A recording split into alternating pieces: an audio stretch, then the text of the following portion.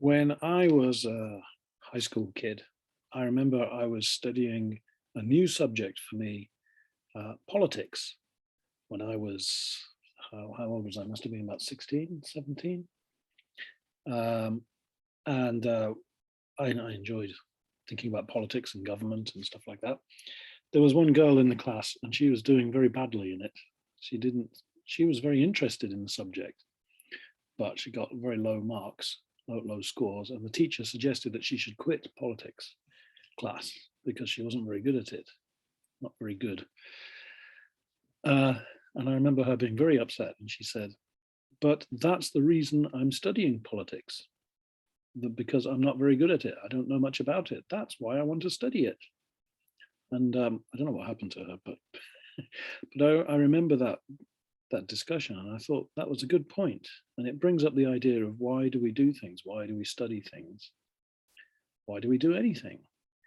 And often people think it's because you should be good at it, but maybe that's not the main reason. Maybe we should just do it because it's interesting. These are some of the thoughts that were going through my mind when I was working on this lesson here.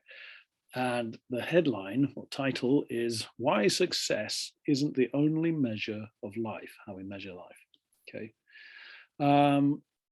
So, for example, is there anything that you do that you're not really very good at? Is there anything that you do that you are not good at but still enjoy doing? In fact, is there anything that you do very well? Sometimes these things are connected, but sometimes they're opposite.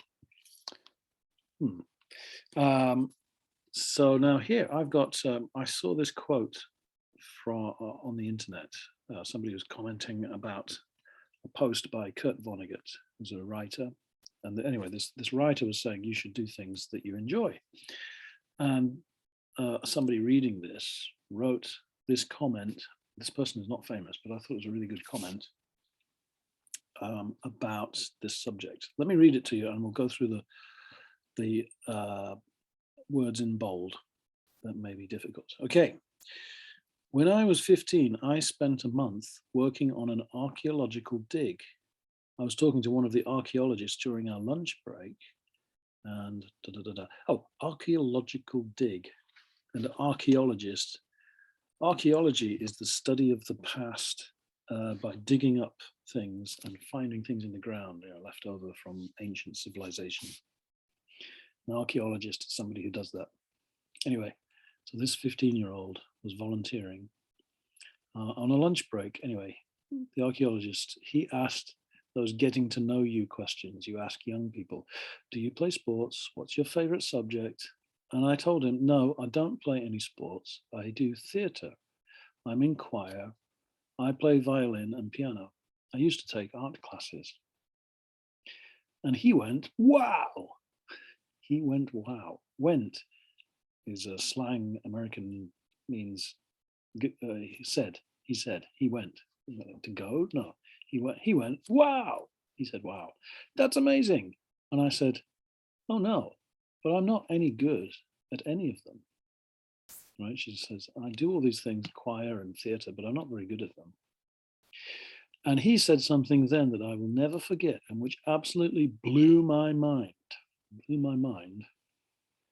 It was a new idea that I'd never heard of, because no one had ever said anything like it to me before. I don't think being good at things is the point of doing them. I think you've got all these wonderful experiences with different skills, and that all teaches you things and makes you an interesting person, no matter how well you do them. And that honestly changed my life, because I went from a failure, someone who hadn't been talented enough at anything to excel, to someone who did things because I enjoyed them. This is the student talking. So this person said, I felt before this conversation, I felt like I wasn't talented enough. Talent is having natural skill that you're born with.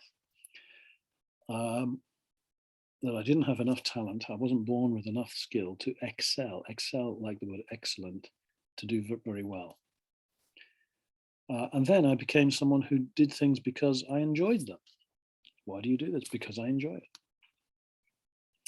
I had been raised in such an achievement-oriented environment. This person had grown up in a family where achievement, you must be successful, so inundated with the myth of talent. Okay, inundated means covered with the idea. You cannot escape from this idea. And that's the myth of talent. The myth means a belief that maybe isn't true. The myth of talent, that you must be born with something. That I thought it was only worth doing things if you could win at them. So this person is saying, she learned from this archaeologist, it's okay not to be great at something, but to do it because you're interested. Probably if you're interested at things, you'll get better at it, but maybe not. Okay, I got 3 questions. Let me zoom in a little bit. Oops, a little bit, just so you can see it. Question 1. Is it more important to enjoy a game than to win it? Or is it more important to win a game? Is that the same in life? Can you think of examples? Wow, there's 3 questions in one here. So imagine you're playing a game. Is it important to win the game? Is it more important to enjoy it? And is that the same in life? Can you think of any examples where winning is important or winning is not important? That's difficult, isn't it? Number 2, what do you think success is in life? How can you be more successful? There's different ways to think about what is success. It could be have lots of money, have lots of boyfriends or girlfriends, have a big car. It could be a funny person. It could be great at sports. I don't know. You tell me, what is success in life? What does it look like to you? Is it all family? Is it about your family? Yeah. So yes. Anyway. Number 2. What do you think? What do you think success is in life? How can you be more successful? Yeah. Number 3. Do you think your definition of success will stay the same as you get older? This is very philosophical, isn't it? But what you think when you're young changes as you get older. So what you think is a success when you're in your teenage years or in your 20s, and what you think is a success when you're in your 50s, like me, or in your 80s, like my mother-in-law, success changes, doesn't it? I don't have the answers to these. I'm just raising them as possible questions. And anyway, we'll have a chat and see what we can come up with. And I'll see you next. Okay. Thank you. See you soon. Let me see if I can turn this off. Okay. Oh, that didn't work. It beeps at me. Here we go. Okay. See you soon.